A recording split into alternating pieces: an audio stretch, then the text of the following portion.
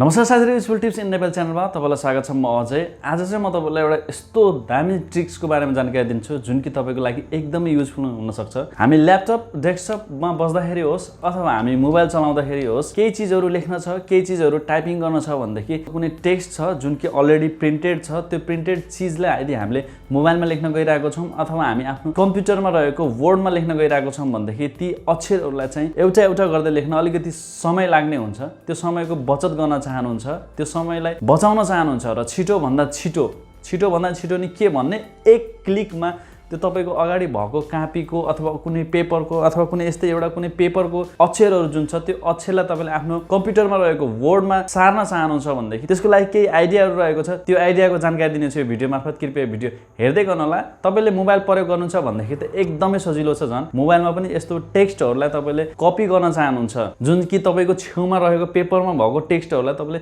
फटाफट आफ्नो मोबाइलमा लेख्न चाहनुहुन्छ भन्देखि कृपया यो भिडियो हेर्दै गर्नु होला। म तपाईलाई सिकाउनेछु कसरी हामीले छिटो भन्दा छिटो हाम्रो छेउमा रहेको पेपरको वर्ड हामी आफ्नो कम्प्युटरको डकुमेन्ट पेजमा होस् अथवा मोबाइलको कुनै मेसेन्जरमा होस् अथवा नोटप्याडमै होस् त्यसमा हामीले कसरी सार्ने त त्यसको जानकारी दिनेछु। कृपया यो भिडियो हेर्दै राख्नु होला। सबैभन्दा पहिला मोबाइल प्रयोगकर्ताहरुको लागि मोबाइल प्रयोगकर्ताहरुले सबैभन्दा पहिला त्यो फोटो क्लिक गर्न पर्ने हुन्छ जुन पेपरमा रहेको वर्डलाई तपाईले टाइप गर्न चाहनुहुन्छ अथवा भनौं न सार्न चाहनुहुन्छ। त्यो कापीको अथवा कुनै एउटा प्रिन्टेड पेपर छ भने त्यो प्रिन्टेड पेपरको फोटो खिच्नु होला। त्यसमा रहेको इंग्लिश अक्षर होस् अथवा नेपाली अक्षर होस् त्यो सबैलाई सार्न मिल्छ। एकदम सजिलो छ है। फोटो खिचिसकेपछि जस्तो मैले यहाँ ग्यालेरीमा देखाउन चाहन्छु तपाईलाई एउटा मैले यहाँ फोटो खिचिसकेको छु। जुन यो मैले फोटो खिचिसकेको छु त्यो पेपरको फोटो खिच्नु होला जुन पेपरको तपाईले टेक्स्टहरु सार्न चाहनुहुन्छ। अब के गर्नु होला भन्दाखेरि सबैभन्दा पहिला तपाईले गुगल फोटोजमा जानु होला। गुगल फोटोजमा गइसकेपछि जुन भर्खरै क्याप्चर गरेको फोटो छ त्यो फोटोलाई खोल्नु होला।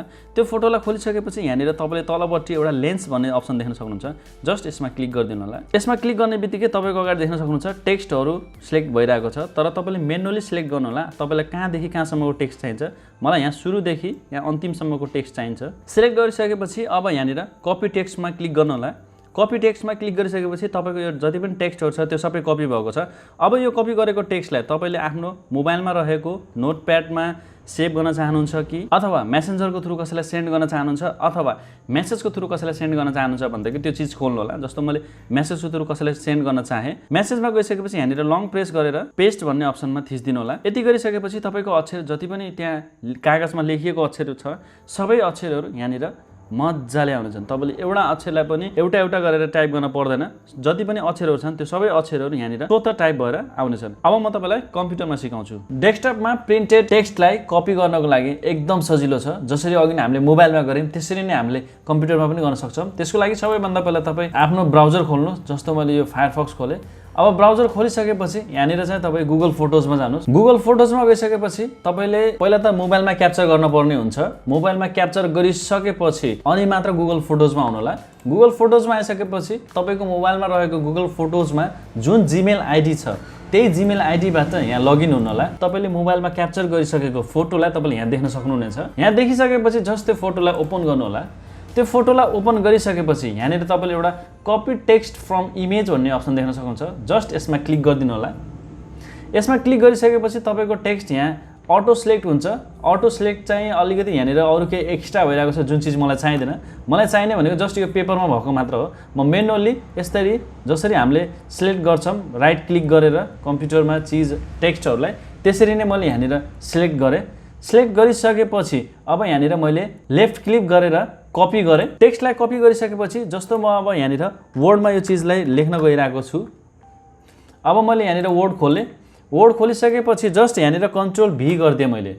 यति गरिसकेपछि त्यो जुन टेक्स्ट थियो मेरो पेपरमा त्यो टेक्स्ट सबै यहाँनिर कपी भइसकेको छ। अब मैले बसिराखेर एउटा एउटा गर्दै लेख्न पर्ने आवश्यक छैन।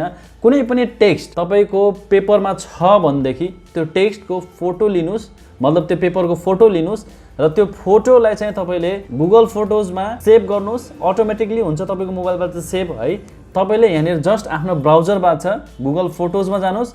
गुगल फोटोजमा गएर तपाईले त्यो फोटोलाई क्लिक गर्नुस्।